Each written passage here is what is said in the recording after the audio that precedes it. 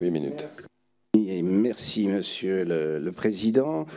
Messieurs les ministres, chers collègues rapporteurs sur le fond et sur avis, tout au long de l'élaboration de ce projet de loi, nous avons eu une méthode. Monsieur le ministre vient de la rappeler, c'est la concertation, l'écoute et le dialogue. Ce projet de loi, nous pouvons le dire, a été le fruit d'une longue maturation, le fruit de nombreux échanges qui ont commencé, messieurs les ministres, vous l'avez rappelé, dès avant votre installation à l'hôtel de Castries, par une longue série d'entretiens ensuite avec tous les acteurs du monde de l'urbanisme, du logement et du numérique. Nous n'avons oublié personne, enfin nous avons essayé de n'oublier personne, nous avons même auditionné plusieurs fois les mêmes. Nous avons voulu mettre sur la table tous les sujets qui préoccupaient les Français sur la question centrale du logement. On peut évoquer la concertation. Je voudrais dire que c'est notre marque de fabrique. Je pense au travail que vous avez effectué, que je viens de rappeler, messieurs les ministres, à celui de notre collègue Stéphanie Do, à la conférence de consensus et aux 60 auditions à peu près menées depuis quelques semaines avec Christelle Dubos et Michael Nogal.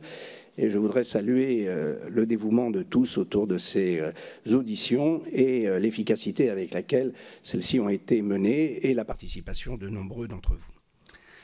Cette concertation a été ponctuée, je dirais, jalonnée par des accords essentiels. Je pense notamment à ceux que vous avez annoncés avec les opérateurs téléphoniques sur la couverture numérique, que nous allons renforcer dans ce projet de loi.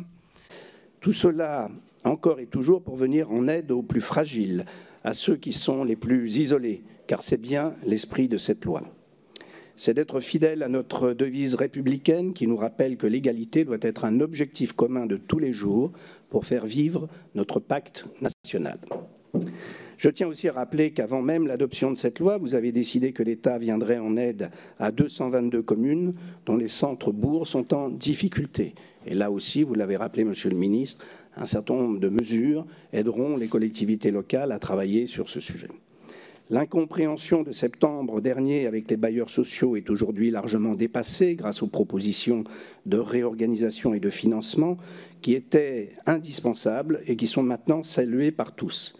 Et en particulier, je tiens à le souligner, par les organismes HLM qui, nous l'avons vu au cours des auditions récentes, s'enthousiasment même de la possibilité d'élargir leurs compétences et notamment d'intervenir sur les rénovations urbaines que nous proposons.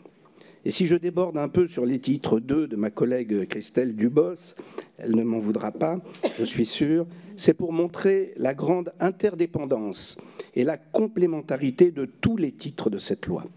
On ouvre des éléments qui se répondent d'un article à l'autre, d'un titre à l'autre, et tous cela dans le même but et un seul but, la nécessité, vous l'avez rappelé, Monsieur le Ministre, de construire plus, mieux et moins cher. Ce sont les trois piliers du développement économique et social de ce texte de loi, dont le spectre large permet une intervention à tous les niveaux dans les domaines de l'urbanisme et du logement. D'abord parce qu'il instaure un partenariat intense entre les collectivités et l'État, qui permettra de gérer main dans la main de grandes opérations de développement immobilier. La libération du foncier, vous l'avez rappelé aussi par l'État, sera, je l'espère, aussi fluide qu'efficace. En tout cas, c'est notre objectif. Et le moins qu'on puisse dire, en tant qu'élus locaux, pour certains, c'est que ça n'a pas toujours été le cas. D'abord parce qu'il instaure un partenariat intense entre... Pardon, je suis en train de relire la même phrase. Cette question du partenariat entre les collectivités et l'État est d'ailleurs au cœur de ce projet de loi. Nous les avons pleinement associés lors de l'élaboration de la loi et nous allons avec ce texte pleinement les associer à la restructuration du monde HLM et leur offrir de nombreux outils en matière d'urbanisme. Nous avons aussi associé les partenaires privilégiés que sont les professionnels de la construction et de la promotion immobilière et commerciale, dont on s'attend à ce qu'ils participent, notamment avec les collectivités et leurs outils, les SEM, à la revitalisation des centres-bourgs, avec l'effet de levier que l'on connaît, ramener du logement et du commerce au centre de ces villes qui perdent chaque jour de leur population. C'est un enjeu fondamental pour l'équilibre de nos territoires et je sais que nous y sommes ici tous très attentifs. Je veux aussi rappeler, car c'est un engagement fort pour moi, combien je suis heureux que cette loi affiche clairement pour ambition de lutter contre l'habitat indigne et contre les marchands de sommeil. Nous avons d'ailleurs décidé de renforcer les pouvoirs de police et les sanctions pour mener cette lutte à bien. Toujours pour soutenir les plus fragiles, nous avons aussi voulu défendre dans cette loi la réhabilitation des copropriétés très dégradées et la codification des règles relatives à la copropriété et enfin un paquet numérique comprenant les bases d'un futur bail de location numérique, la simplification des délais administratifs nécessaires au déploiement d'antennes relais et de réseaux de fibre optique, l'harmonisation des sanctions applicables aux opérateurs qui prennent des engagements contraignants en matière de déploiement de réseaux mobiles comme fixes, enfin un article qui organise la responsabilité de la définition du temps légal en France.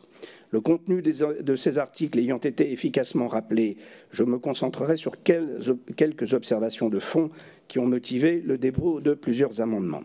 En ce qui me concerne les opérations de revitalisation de territoire de l'article 54, je proposerai aussi de mieux encadrer le pouvoir des préfets de suspendre les autorisations d'exploitation commerciale. Il convient qu'ils prennent ces décisions au cas par cas et ne mettent pas en place des moratoires généraux qui seraient une atteinte disproportionnée à la libre concurrence. Je propose également que les ORT puissent se mettre en œuvre de façon dérogatoire aux documents d'urbanisme par souci de souplesse. Les autorités politiques à la manœuvre dans les ORT et dans la définition des documents d'urbanisme étant sensiblement les mêmes, il convenait de prévoir que, le cas échéant, la signature d'une convention d'ORT entraîne la mise en compatibilité accélérée des documents d'urbanisme. De la souplesse donc, et à l'image de ce que doit être une ORT, je propose également d'autres amendements visant à simplifier et à faciliter certaines procédures d'urbanisme commercial, toujours dans la perspective de redynamiser nos centres-villes. Enfin, sur les sujets numériques, comme beaucoup de collègues issus de tous les bancs, je proposerai de donner davantage d'ambition à la simplification administrative qui permet d'accélérer les redéploiements.